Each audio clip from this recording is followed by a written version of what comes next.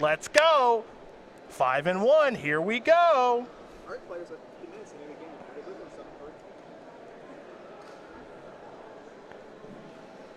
These players are going to be given the green lights. We're going to do this thing. It's a Sacred Foundry to start here for Rosum.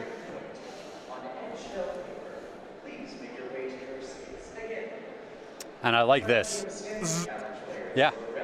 Well, so I like it and I don't. Is that weird to say? Well, I don't like going 18. Yeah, I was just about to say, I don't like that he had to take 2 damage to do it. But he's clearly been paying attention to the players around him. He knows what Daryl Ayers is on. Yes. If he's bolting him on turn 1. Yeah, that much is definitely clear. Not sure if these two are friends or not, but Jonathan definitely knows what he's playing because he would not play Sacred Foundry untapped on turn 1 in a lot of matchups. And just say, let's do this, bolt you. Just bolt the nug. Yeah. Secure Tribe Elder is in there. Snapcaster Mage, yep, you see what's going on here. This is a flat race, and Jonathan's trying to kill him as fast as he can. Secure Tribe Elder is going to block the Snapcaster Mage. Sack, search for a land, and there's Sky Sustain Trap, folks. And this is the start that we need to see out of Jonathan each game. Just some early pressure, and then back it up with some counter spells. So it looks like he already has a Spell Queller in his hand. One other counter spell on top of that, and it'll probably just be lights out. Yeah, he's playing more like a fish style deck right now. Well, he's just trying to kill him as fast as he can. Yeah. Just straight up. Well, and that's just understanding the matchup. Yeah. Bolt you, Snapcaster Mage for no value. Get to attack and offer to trade it for your Secure Tribe Elder. I like it.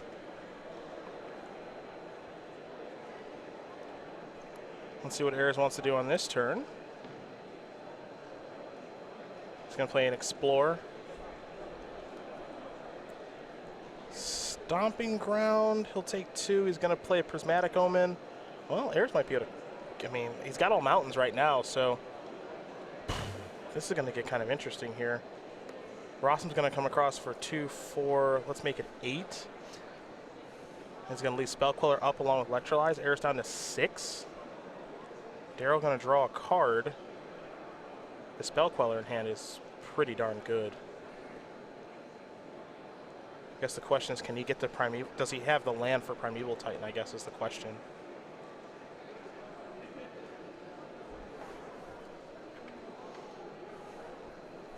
Well, we said game 1 is going to revolve around Geist, and it certainly has. Yeah, playing that on turn 3 on the play, just huge in this matchup. A little interesting. Daryl's only playing 3 Hour of Promise in his main deck here. Well, that's that. Daryl's got nothing else to do on this turn, and Geist Sustain Trap is going to get the job done. Jonathan Rosum is going to win game number 1 here over Daryl Ayers very quickly, as Just got control up a game here over Scape Shift. Sideboards real quick. That's a 3-minute game. These guys aren't messing around. Not what we expect out of this matchup. No, not really. We're going to start with Daryl and his sideboard. He's got 4 Leyline of Sanctity, 3 Relic of Progenitus, 3 Anger of the Gods, 2 Command Colossus, 2 Ancient Grudge, and a Reclamation Sage. Not a lot here for the matchup. No, the Anger of the Gods seem like they're fine interaction. Rosum has basically nothing that lives through that, so I can definitely see bringing those in. The rest of these cards, not exciting to me. On the other side of things here for Rosum, he's got 2 Ceremonious Rejection, 2 Relic of Progenitus, 2 Stony Silence, and here come the one-ofs. Dispel, Celestial Purge, Rest in Peace, Disdainful Stroke, Wear, Tear, Anger of the Gods, Vendilion Click, Supreme Verdict, and that Elspeth Sun's Champion. So not a whole lot of great options here either. I like the Disdainful Stroke. Obviously, getting to hit some of the payoff cards is going to be huge. And I also like the Vendilion Click in this matchup. You know, getting to look at the opponent's hand, stripping a key card, and putting a threat on the board. All good. Well, those are the options there for both players. Game 1 was a quick one. We'll see if we have maybe a longer one for game number 2 and or 3. But that just means we'll have the opportunity to probably jump to a backup match this round, which is always good for our viewers at home. Let's talk about SCG Game Night real quick, which is a very popular program here at Star City Games. So we want to thank each and every one of you for participating in it and making it the special program that it has become.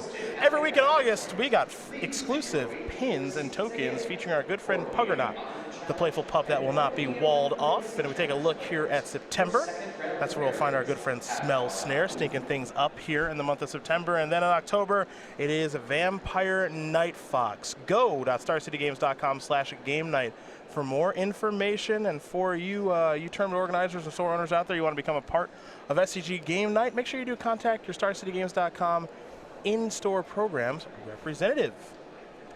We'll take a moment to learn about our player who's going to be on the play here for game number 2. That's Daryl Ayers, who is an SCG Tour Open champion. Big fan of Scape Shift and lands is Ayers, the 24-year-old from Virginia Beach, Virginia, not too far from here. He's got 6 open top 8s with 1 win with Teamer Delver in Philadelphia 2 years ago in January, where he got the job done with Curd Apes in the deck. Yeah, Curd Ape. Which, in that metagame, I know it sounds ridiculous. It is. It was better than Nimble Mongoose because you were treasure cruising. So, you didn't have a graveyard when you were treasure cruising. Sure. So there you go. First name is actually Steven, and he loves the word goulet for Robert Goulet, which became a Magic slang for a little while. It's dialed back a little bit, but it became a big deal for a short amount of time. I like when the little idioms we use come and go. I don't like when they stick around for too long. Well, it's always good if they're here for a little while and they move on. Yes, that's what I'm saying. Yeah, that's good. It adds a little flavor, a little entertainment variety to things, but when the whole room is saying tings over and over just for months and months, I'm not a big fan. Some have stayed for forever, though. Right? Like beats or beatdown. That stayed. It's a good one. Given the beatdowns. Yes. Mize and tings, those have moved on. I was like a big Magic lingo aficionado. Yeah. I think it's just fun to say ridiculous things. So no. Yeah, believe it or not. So like goulet was like a big deal, like 2 years ago, I guess. Yep. With like Huey Jensen and a couple other people. And now, we've moved past that. It was pretty fun to say for a little while. But I'm glad we've all kind of, for the most part, have moved on. Yeah, like I said, I like it when these things show up. They're enjoyed for a little bit. Yeah. And then we all move on. They're said for way too long, like too much. The frequency in which when it's a thing, it's just they drive it into the ground. But I'm also guilty. It's Here's the Serum Visions off of Flooded Strings. Oh, Barn? You remember when Barn was? Yeah, Barn was a thing. Yeah. Short for Barnacle. 19 for Errors is going to search up a Stomping Ground. And we'll see Jonathan Scry 2 here after drawing a card from Serum Visions in just one moment, please. Hard to keep track of who's doing what. They're both just shuffling and searching. Picked up a Snapcaster Mage, now it's Scry 2. I think we may have a Logic not along with a land there. That's a good one. Yeah. Top and bottom, split them. And draw. Mountain, secure Tri-Builder. Let's go over to Rosum, which, as you know, rhymes with possum. Yep. Spire Bluff Canal. In for 1. Oh, yeah. Do him dirty with the Tri-Builder. Dude, a couple of those little shots here and there. Another Tri-Builder. And that's less you need to deal with your Scape Shifts. That's right. Snapcaster Mage is here. In there. Oh, there's a chump block. Yeah, he's going to search the land. No. Oh, yes. I love it. Yes, let's trade. I don't need a land. It's awesome. Oh, I love it. Going to sacrifice the Windswept Heath. But also from Rosum's side, what is he going to do with the Snapcaster Mage? You got to attack. Oh, you're definitely attacking. You just thought you were going to get the chump block and Daryl's going to search for a land, but Daryl isn't all ramp now. You see he's got a Relic of Progenitus. He's boarded in Anger of the Gods because he doesn't want to lose the Geist again, and he actually has a copy of Chameleon Colossus in hand, and you have to assume that Rosum has sideboarded out Supreme Verdicts and Path Exiles. So Colossus could just be game over by itself if it resolves. Yep, 2 attacks with a pump each time. Easy does it. That secure Tri-Builder is going to untap too. Now Daryl will draw a card. In for 1 more. I love this plan.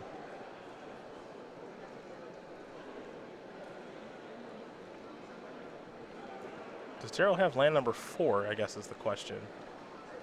Be a little awkward if he didn't. It's a Valakut. Yeah, I would have been very surprised if he did not have a land there after the Sakura Tri-Builder play. Yeah, a little bit surprising it would be. Looks like Rosum has a Spell Queller in hand. Yeah, he's wondering if he wants to punk this snake in a dark alley. Just shouldn't have walked down there by yourself, you know? Here I am. All right, here's Spell Queller on the end step. So we're going to go back over to Rosum. He's going to come in here for 2 in the air. I think at some of the time you want to save the spell queller, other times you just want to go aggressive. He's going to play a Sacred Foundry on tap, does have access to triple blue for Cryptic Command as we head back over to Daryl. In for one. It's a race. I don't know how we got here, but we are here. This is not the race we thought we were going to see. This looks like an attempt at Chameleon Colossus. Yep. Can't imagine this one's going to resolve. I would be shocked if it did, especially when you had your opponent play a Sacred Foundry untapped. Ooh, and Daryl, he's following the homunculus rules for the weekend. Are you just playing? Ooh, Colossus is in? A little surprised by that. All right, 1 and 1 plus a bolt, I suppose. Yep, all right.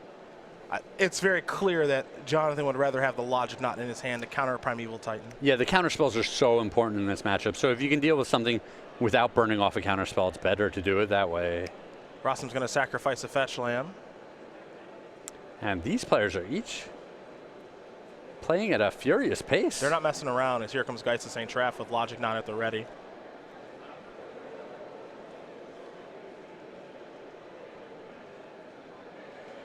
Now Daryl's going to say, I got to move past this Secure Tri-Builder beatdown plan. I got to go to the new plan.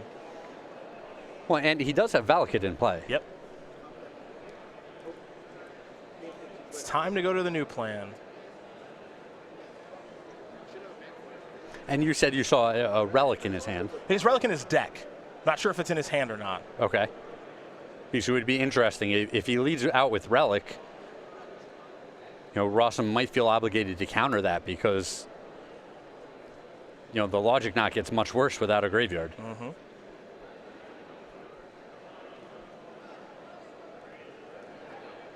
And this looks like it's going to be Summoner's Pact, which Rosum is going to certainly let resolve and counter what comes after it. There's Primeval Titan.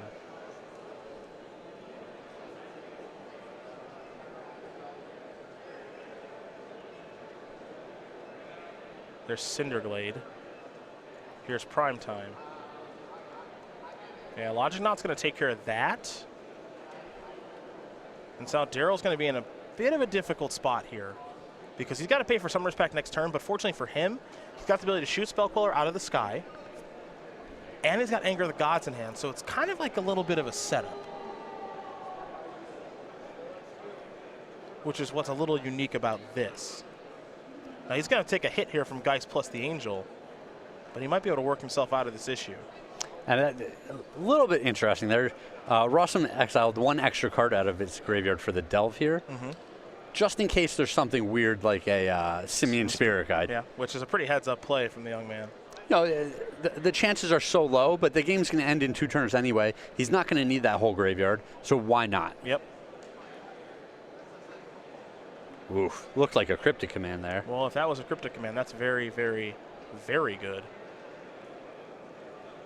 Ayers going to fall down to 5. He's going to pay. Yeah, and it was a Cryptic Command. Cryptic Command's the check mark on this game, ladies and gentlemen, as Ayers is going to draw a card. And the plan here was pretty clear. He had the opportunity to try to resolve Primeval Titan. Didn't work. And then he would try to Anger the Gods away everything, and Cryptic Man says absolutely not. So Jonathan Rosum, rhymes with possum, rhymes with awesome, rhymes with all sorts of things, is doing just fine here this weekend. He is 6-1 with Jeskai Control. He top 8 last weekend in Syracuse. He's looking at top 8 here again.